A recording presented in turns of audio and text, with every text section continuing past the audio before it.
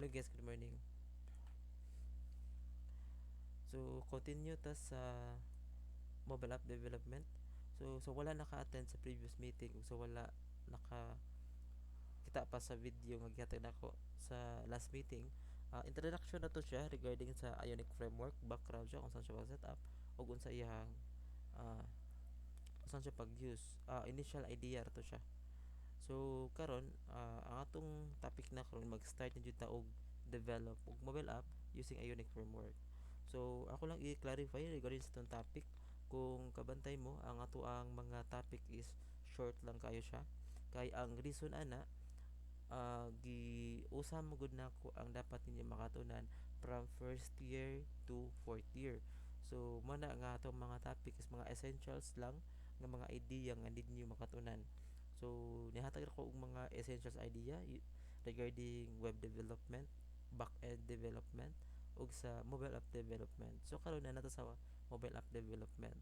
So ang atong focus lang karon is usaon pag-develop ang iyang user interface. Then if di ta maabtan sa finals, ato po din siya i-integrate sa Laravel. So unsaon siya pag-connect sa inyong mobile app dito sa database na. So hopefully lang mabutaan na. So karon mag-start ta. Before ita mag-start sa technicalities, na ako'y gihatag nga details sa previous nga video o saan pag setup siya o saan pag install. So for example, since mao ni siya ang initial ang official website sa Ionic framework, na diri iyang installation process.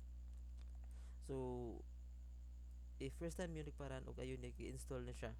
So for sure din no din ako mag-discuss ana kay familiar naman mo sa NPM. So mula ta sa development. So naay mga component diri nga ready to use na, pero di ta makatest ana if dili ta mag-start og project. So mana atong buhaton karon mag-start ta og project. So December gyapon siya, ari lang ta sa Drive D. Then nakoy folder gibuhat MIT programming. So diri lang ko magbuhat. December gyapon ang inyong gamiton na is sa MD ra jud gihapon. So ang pag-setup di ay is easy ra kaayo. So if once again if wala pa muna first time ganinyo nag-use kay Unique and wala pa muna ka-install og CLI, ang inyong first buhaton nag-install ninyo ang CLI.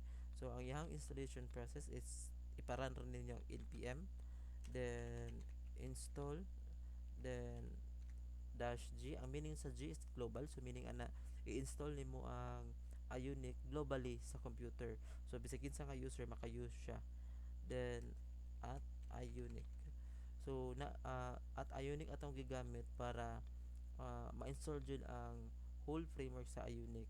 Then i-attach na to ang CLI. Then aware na po mo ani basta mo gamit ta og latest nga term is ang petabuan na i-install niyo ang pinaka latest nga version aning Ionic. So enter lang. So ang mato na niya ma-install na siya globally ang Ionic. Then sa kuha nga part is naka-install na gud siya. So no need na unta ako magparana na. Pero ako lang gibalik para at least ma-aware mo. So in ana ra sa iyang procedure. Actually dali ra jud kayo na siya. Depende po na siya sa internet, pero sa buong case diri is medyo hinay internet sa Ormoc, so medyo matake yung check time. So ako lang i-pause ang video, hindi mo balik ko once mahama na siya. Okay, so almost done na siya. Wait lang ta nga ma-declare nga successfully installed siya.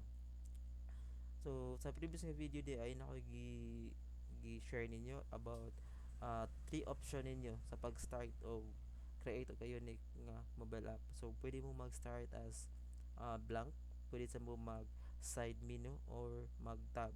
So atong gamiton is tab ato ang gamiton. So sa pag-start og project, easy ra kaayo. Sa ila ay gyud inyong gamiton. I-type na ninyo ang Ionic, then start. Actually if i-click niyo ang Ionic then start, pwede na siya. Pero na yung mga question manggawas, hassle kaayo. So ato na nagipituhon ang details. So project name MIT PSIT4, so mo lang akong giname. Then next is diri mo mag-declare is unsa nga ionic template imong gamiton. So pwede ta mag side menu, then pwede pud ta mag blank, then last is pwede pud ta mag tabs. So kaning tabs is nasa ubos sa iyang mga menu.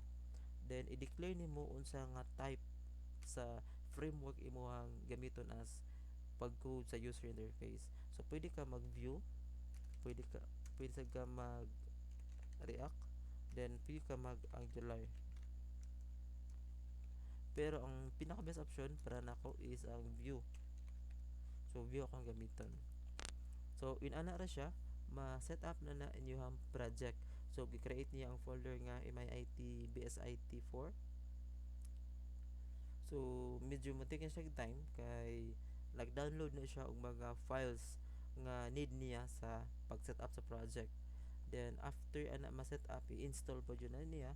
So mo na ang mo-take siya time. So mag-wait lang ko nga ma-install na siya.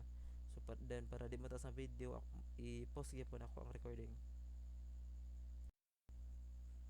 Okay, so almost done na ang installation. Then naay question diri is ano nga siya, create a free Ionic account. So no need na siya, no? So i-type lang ninyo ang N para i-pass siya. Okay, so human na siya. So pwede na to siya i-open sa Visual Studio Code.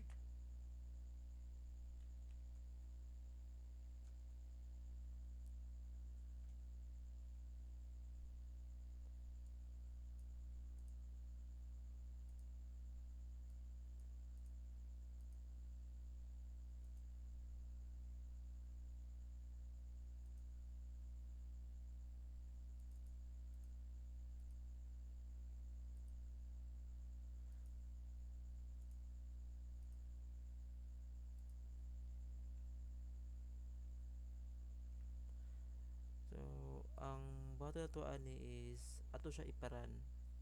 Ang pagparan pud niya is the same ra gyapon. Mo open ka og terminal, new terminal. Then ang mitabo di ani is lahi na pud ni iyang command nga panggamiton. So sa mga previous sa web atong gigamit is npm, then sa Laravel composer, then diri pod is na siya own nga command. Nag-start siya og Ionic. So for example, if imo siyang ipara na ang project, ang pagpara niya is Ionic serve.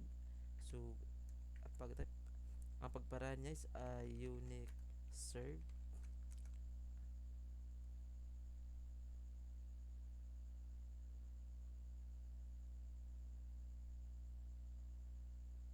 Medyo mo take na siya time kay ang gibuhat di ana niya is ang Ionic code is na siya own nga virtual server. So mao na iyang giparan. Gi-turn on na niya, then pwede na to siya iparan sa browser. So ang pagparan di ani sa browser gihapon, pero once gani mahuman na mo o code sa mobile app, ready to convert na siya to Ionic o to Android or iOS. So ang kining Ionic framework is cross-platform siya. So kung makita ninyo, naka website screen siya, no? So ato siya i-usbon. So para iyo na siyang mausab, ari lang mo sa right click lang, inspect element. Then naay option diha. So mostly sa inyo ha, mao ni ang may tabo. Then naay option diha, ari mo sa iPhone 6, 7 or 8. So mao na siya mo gawas. Pero if wala gani din ha, ang buhaton po ninyo is inyo na siyang i-edit. Ari mo sa option na i-edit diha. Then i-check ninyo ang gusto niyo mga frame nga mo gawas. For example, kining Pixel 4, Pixel 3. So mugawas na diha automatic, ma-add na siya dire. So nanay Pixel, so na Pixel 3 ug Pixel 4 na add na siya. So yun ana ra siya. So daghaning mga device nga pwede niyo ma-test. Ang uban na default na siya nga walay mga UI, walay mga frame. For example kini, so na siya ingon ana nga porma. balik ta sa pinaka common kining iPhone 6. So inani iyang porma ang default day niya is naka dark mode jud na siya once ang imuhang PC is naka dark mode sad kay mo ang Ioniq di ay is mo check siya kung unsay default nga theme sa imuhang PC. If naka light mode siya, naka light mode pud na siya. If naka dark mode sad. Pero sa kini nga case, di ko ganahan og dark mode. So ako siya ibalik to light mode. Ang pag-change ana, ari lang mo sa ari mo sa main.ts, then nadri ang mga code sa style sheet. Actually link ra ni siya. For example kining core.css, if ato na siya i-remove, importante na siya ang core. So if ato siya i-remove, nawala siya. So daghan ang mga na-change. So ang font niya nausab, then na siya scrollable space. So nausab siya. So manay function sa core. So ato siya ibalik.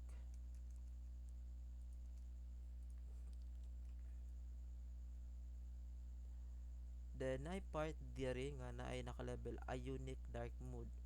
Then naay file nga dark.system.css.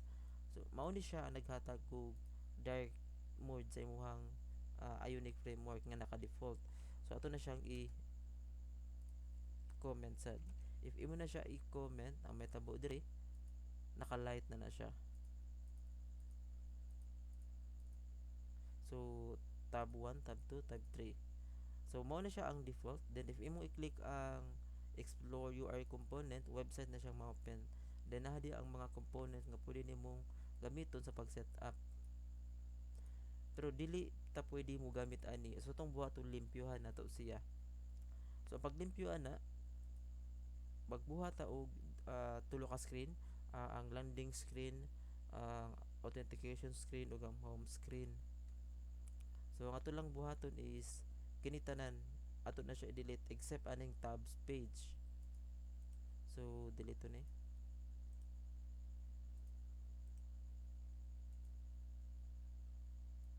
Then kining tabs page ilisa nato siya og footer. Then naa ni mga mag-error nga file. Delete to ni kay wala siya gamit na.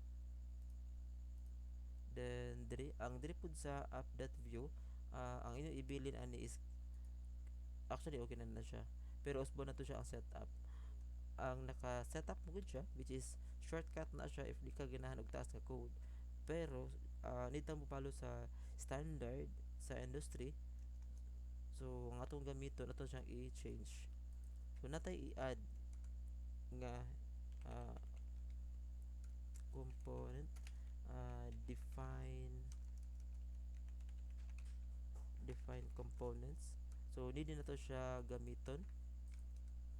Then export default. Then need ta mag-add og name. So ang name niya is app. So mo ni siya ang pinaka main man. Then kini siya dito to siya i-declare nga gi-use to siya. So component man na siya, dito to siya i-add as component. So mo ni siya ang default. If imo siya iparan dire, so nawala na siya. Ang reason ana is namgoy mga error ana. So balik ta sa source code. Ang next natong buhaton is ari ta sa router. Naay mga nag-error dire kay nga i-delete naman ni siya. Then gi-delete na siya footer.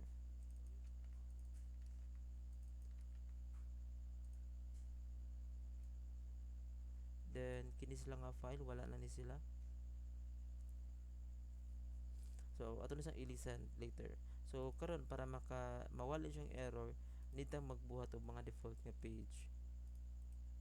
So for example lang magbuhat ta og landing screen. So ato lang ibat og index. Once gini index but na is mo na pinaka first screen nga mogawas. Then next is authentication. So mo ni ang login screen. Para di mo malibog ako na lang siyang i-login. Sign in lang. Then ato siya i sign up. So registration o login. So need na magbuhat og bago nga file, index.view, then diri pod is index.view, then diri pod is index.view. So may tabuan na ang kining mga folder mao na ni siya ang mahimong page. Then possible man gud nga within that page naay mga component pa jud. So diha na to siya isulod na.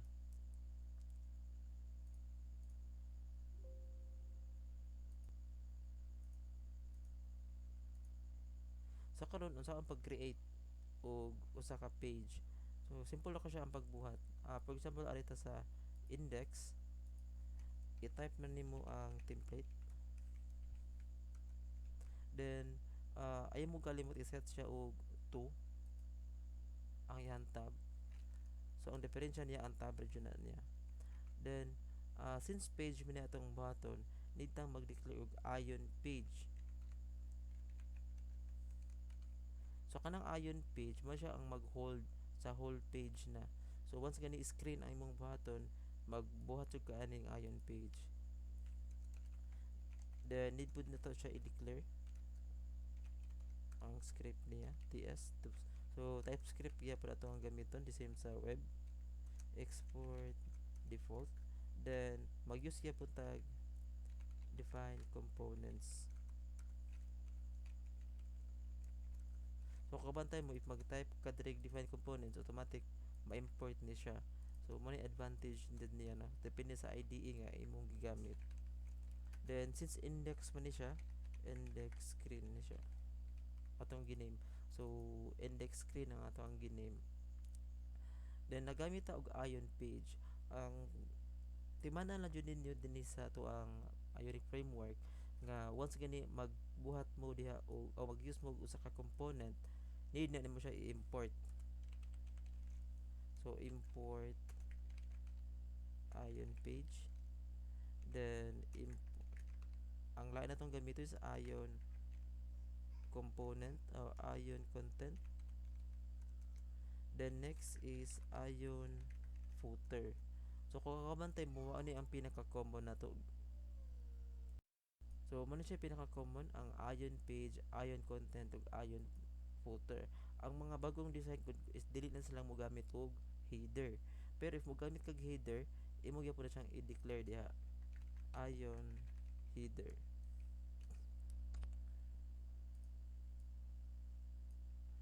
Then since component man na siya, need na to siya i-declare as component sub. So inana ang proper use niya. So kini siyang mga ion header, ion page ug ion content is mga customized component na siya nga ready to use siya. If ganahan mo mag-use o maggamit og own, pwede pud ta mag-create og customized component. So appeal na sa tuwang topic pero dili pa ta ana karon. So kini siya is i-declare na to siya nga ato siyang gamiton. So diri na ta magamit ana.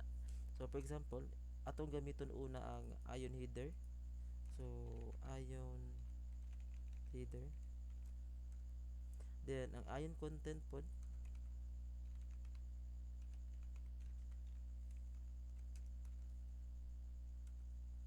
then naputay ion footer.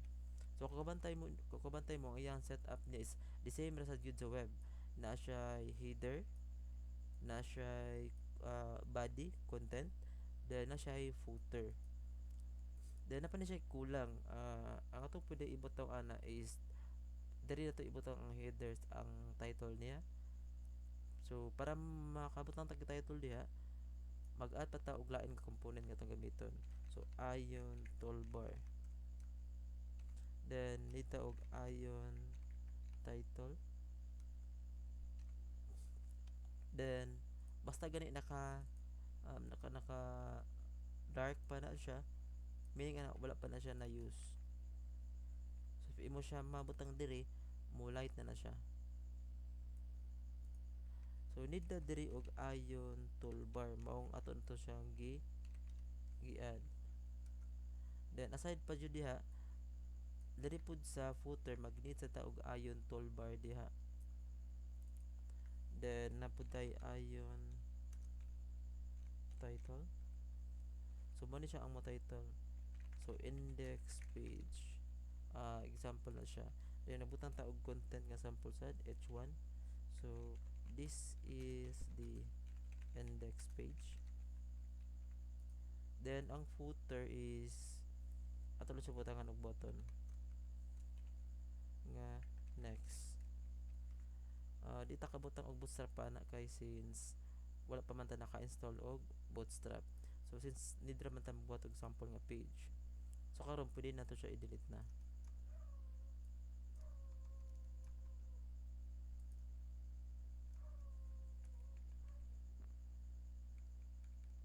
Views, then index, then index.view. Then ang iyang path is mao ni siya tab, then tab. So if ato siya i-open sa dire, nigawas na siya. So na siya. So pero naay sayop ani. O kabantay mo sa mga index page ini ka open sa app, wala na siya footer dapat.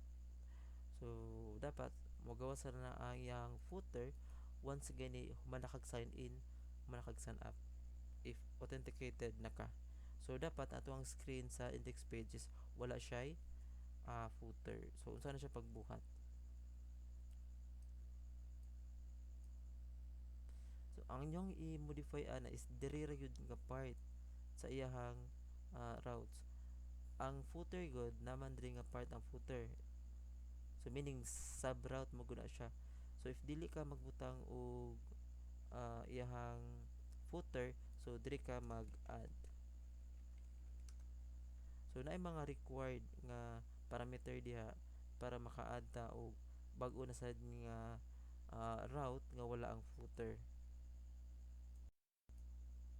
Kung nakabantay mo dire, ang ginilad niya is path redirect. Then ang sa dire nga path is ang gi-require niya is path, then ang value, then ang iyang component kung asa dipita ang screen gikan. So the same gyapon na siya diri. So ang need nato gyapon is path, string ang value dapat. Then nalang ta i-add which is name. Need man gud siya nga naay name para ma-identify ang ato ang gibuhat nga screen. Then need pa ta og component. If tan-aw nimo siya diri, yan ani yung format. So pwede ra na nato siya i-balhin. Then ayang path is index.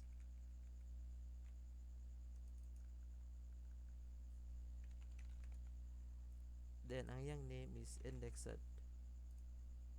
So karon ato na siya i-try yung paran. Para mabalik nimo siya, i-clear lang na siya diha. So wala na siya ang footer. Then kung bantay mo sa ubos, naa siya next nga button pero clear siya. Wala na to siya ma-design ni. Ang reason ana is kuan magud siya. Wala tay bootstrap nga gamito na to sa pag-design. So ang atong buhaton is mag-install ta og bootstrap. Ang pag-install og bootstrap is simple ra jud kaayo. Mag-open lang mo og terminal. Ako lang siya i-split. Then ang pag-install ana is the same gyapon sa atong npm. So npm I meaning install, then bootstrap.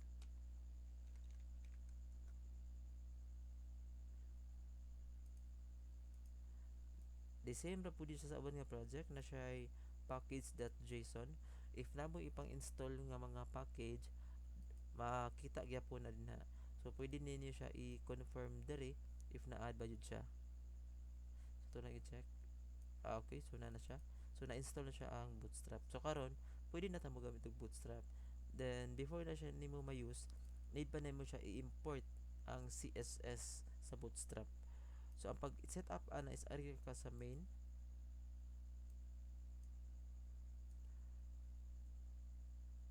Then ari ka sa ubos. So import, then mag-type ka og bootstrap, mugawas na siya. ari ka sa dist, then CSS, then pangitaon nimo ang bootstrap.main.css. So to test if working ba siya, magbutang tag style sa button.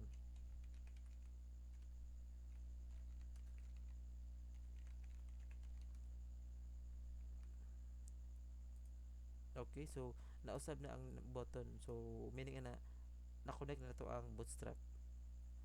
Then next is ang kining button is pwede na nimo siya i-position. Naatay way sa pag-position ana. Pwede ka magbutang og slot. So gigamit na to ang term nga slot para sa pag-position sa component. If imo siya butangan og value nga end, so mabutang siya ta kilid. Then if butangan mo siya og value nga start, mobalhin po siya dinhi. Then kabantay mo gamay kay space. Uh, ang kining Ionic framework is pwede nimo siya butangan og class pod. For example, kini sa Ion toolbar, if butangan nimo siya og P2, meaning ana is padding 2. So na siya space. Pero dako okay siya. Pero ato lang siyang iwan. Okay, so na siya.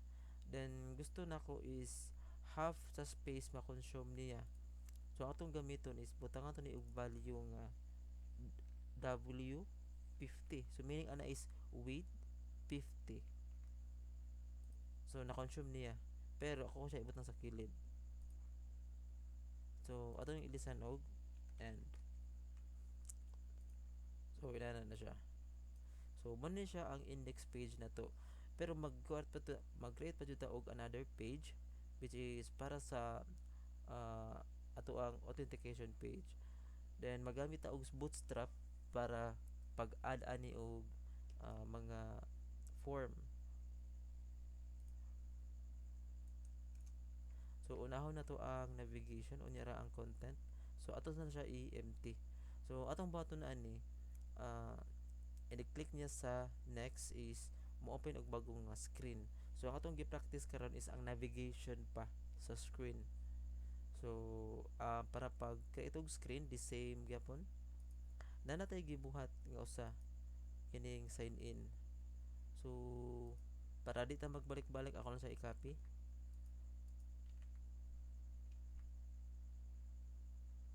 Then ay mo kalimot i-edit siya og name sign in. So na siya ang usa. So ako na i-edit og sign in gyapon.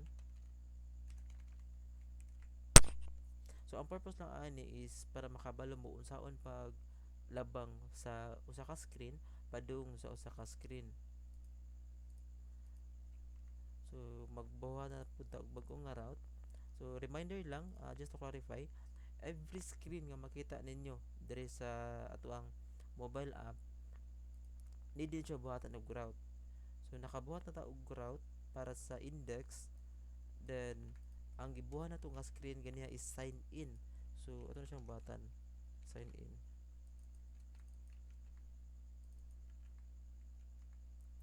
So na natay screen. If imo siya ilisan og sign in diri sa URL, so mo open ang sign in.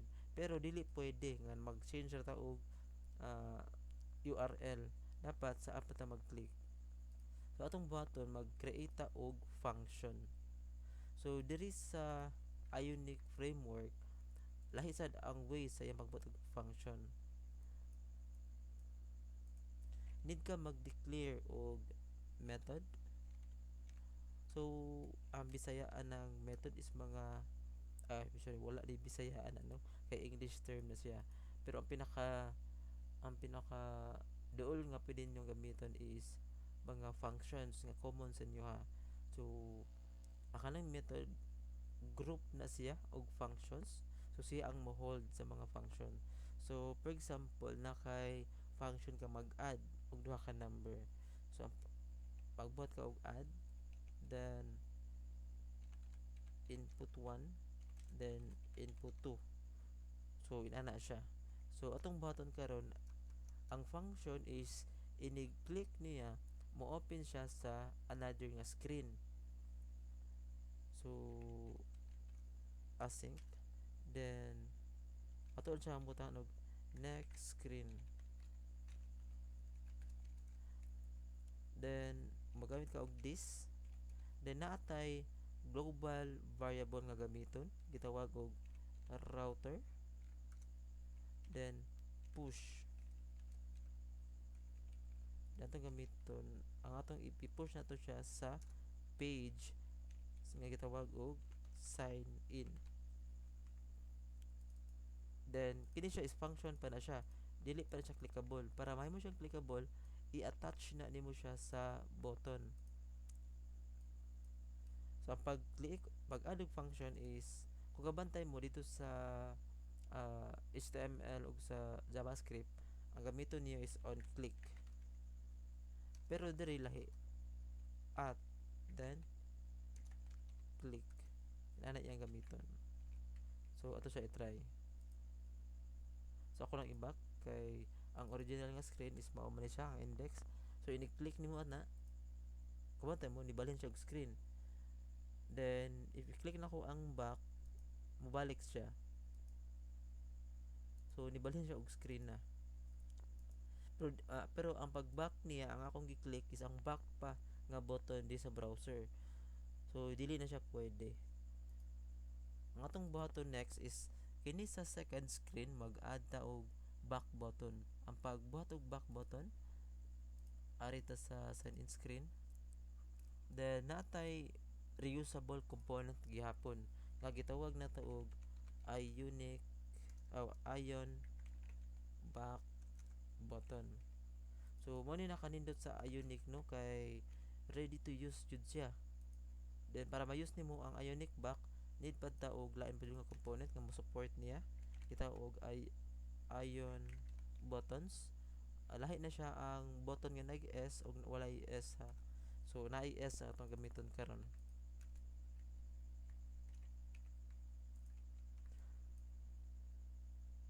Then diri ta magbuhat ion buttons. Then ato siya butangan og slot. So the same rin gani ha. Ato siya i-declare kung asa siya mo position. Pwede sa end, pwede pud sa start. So ato siya ibutang sa start. Then ato ibutang ang ion back button. So ana siya ka simple. So mobalik ta sa landing screen. Then if ato i-click ang next, kubantay mo na siya na-add nga button nga back.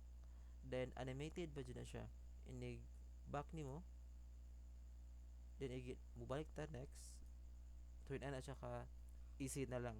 So dali na lang siya pagbuhat og mobile app. So diha sa ta. So karon ang next tong buhaton is kining index page, mabuhaton natin siyang landing screen. Then ang landing screen is na siya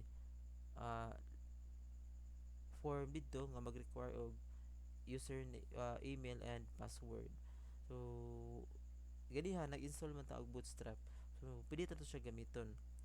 If mag-open ka sa Bootstrap, naay mga example nga form diha. Bootstrap 5 forms.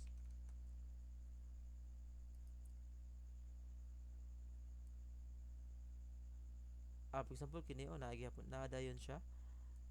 So ato pwede na to siya kapihon para lang mas easy ato ang pag-code. So may advantage niya no ipagamit ka mga framework like Bootstrap, Ionic, easy na lang kaayo. Ang iyang mga source code makita na jud na nimo dayon sa internet. So usa gid siya sa advantage.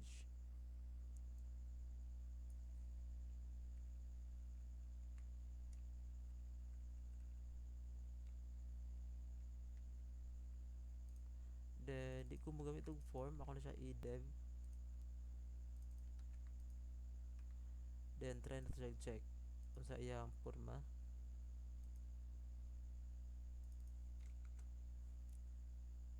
So medyo bati pa siya tan-awon kay gi-copy paste ra man nato. Then ato na siyang i-adjust.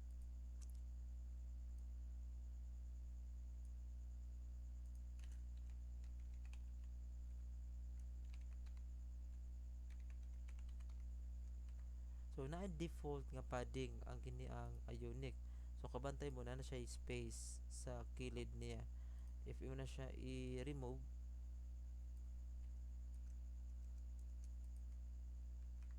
so nawala siyang space. Another option is, since na namatay bootstrap, pwede na nato siya i-use na. So P4 out 3. So na siya na-add. Then gusto na ako mabutang siya sa specific sides lang. So ako siyang EX. So ang na-add niya isang kilid lang. 3, 4. Ato siya 4. So medyo okay na siya. Then medyo walay space ang babaw. So atong gamiton is PY na siya. So meaning ang padding ibutang nato sa top ug sa bottom. So kung kabantay mo sa coordinate, natay x and y coordinate. So sa web ug sa mobile gipang use gyapon na bisag asa nga programming language gamit na siya. So ato sa butang og 5.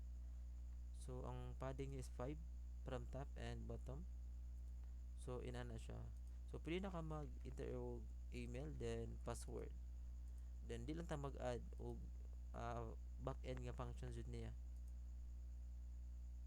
So kining submit pwede na nato siya i-remove.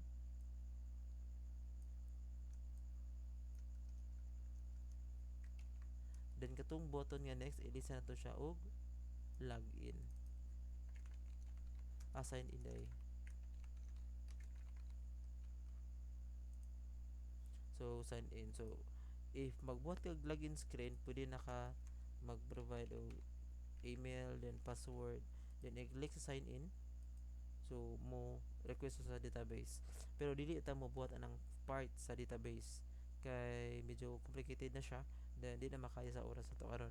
So focus ata sa pag-build sa user interface niya. So mo na siya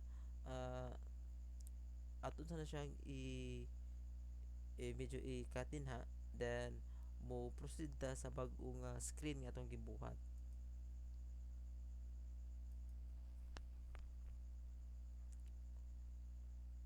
So magbuhat ta og bag-o nga screen, for example home screen. So ang buhaton to dito, butangan nato siya og footer na kaysa duha nga screen atong gibuhat is wala man ni siya mga footer good. So di siya pwede. So magbuhat ta og screen nga na siya footer. So mag-serve ni siya as home screen na.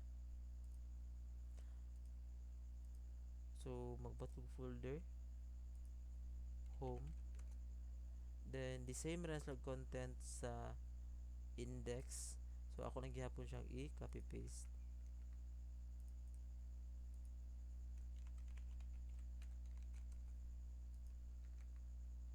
Then ay kalimti i 2 ang iyang indentation. So medyo na disarrange siya. So ako na i-copy balik. So bahay mo na siyang home screen na. Then ako siyang balik ko no. Once magbuhat ta og usa ka screen, naa jud ni siya partner nga route. So magbuhat na pud ta. Then kini siya home screen na siya footer. So atong button ani dili na siya pwede na. Ari na siya sa sulod sa application. So nanatay home then index. Then if imo siya i-access tabs then home. So na siya ay home screen. Then na siya ay footer. So ato siya i-remove ang footer para follow siya sa standard. So mo ni siya ang nag-handle sa footer no. So ato siya i-remove. Then since di naman to siya gamiton na, ato po i-remove ang footer dire. Okay. So mo na siya ang mahimo na siyang home screen. Ana siya tab, ana siya menu sa ubos. Then na-mention ako before regarding Ionicons.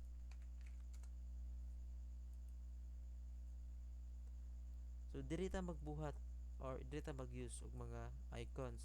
So for example, ang pinaka-common nato isang home screen, kini siya. Then dili siya common no nga naka-outline siya. So ang common gamiton is kining naka-filled or naka-sharp. So ato na siyang ipuli diri sa footer nga side. So ang pag-ilis ana moari ka sa footer nga file. So na diri ang footer. So i-close din akong uban no para dili siya katagtan-awon. At least medyo para di kay mo malibog. So balik ta sa footer. So naa dihay mga component na daan nga no din na siya editon kaayo. So default naman na siya. Ang nakakuha lang ani is ang default niya is 2 ra jud na siya, tulo na siya ka button. So ipag-add mo ikaupat, pwede ra nyo i-copy paste.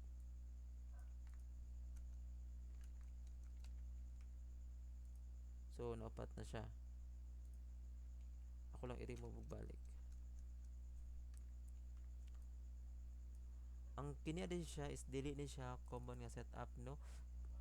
Then dili pud di siya nako sa advisable. So ato gyapon siyang i-rearrange. Usbo na to siya ang setup. So ang pag-usab ana natay i-follow nga standard. Export default, then define components. Then mas better if naa na siya sa pinaka-top kay siya may first gamiton. Pero di lang siya record ha. Naanda na jud na siya nako. Then footer. Then next is natay component nga ipang use sa babaw. So ato na siyang i-declare og balik. Kay mag-error jud na siya. Next is kinipod siyang mga icons. Need na to siya i-declare pod. So i-declare na nimo siya sud sa setup.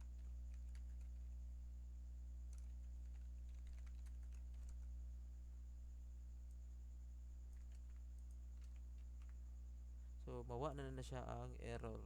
So inana na siya. So mura na siyang balik. So ang atong natapikan ganiha is usahan pag-use ang mga icons. So pwede ra mo mag-type diretso kay manggawas man na ang mga option. For example, home. Then na siya mogawas na ang home outline ug home nga sharp. So i-try na to ang home lang alone. Then need mo siya i-declare diri sa setup. Then ilisan nimo ang yang icon diri. Okay, so naka-home na siya. Then ang naka-label lang is tab 1. So aton siya ilisan og home. Then ato din siyang ilisan then home. So wala siya. So ingana na siya pag-edit ang icon. So sa duha nga remaining sa tab 2 ug tab 3, the same ra gyapon ang concept ana. So inana lang siya no. I think mo stop lang sa ta din kay medyo taas na siya. So buhaton nato ani is mao ni ang inyong mahimong first activity. So ang buhaton na ninyo ana i-follow ra na ninyo ang video, then ang may tabo man ana sa mga next nato nga activity kini ra gihapon ang ato ang gamiton. So I mean bot pasabot niya need ninyo siya butang sa GitHub para if mag-create na mo sa activity 2, i-clone lang to ninyo, then maka-proceed na mo diretso. So dali na lang kayo ang mga next activity ninyo basta naka-set up na mo og daan nga project. So mo stop sa diri para sa activity 2. So kini siya ang naka-focus ani is pag-use o pag-set up sa project, navigation, then pag-create og screen, then pag-use og mga icons. So upat ang scope ani nga video. So mo na ang ato ang mahimong first activity sa Ionic framework. So i-follow lang ninyo. So that's it. Thank you.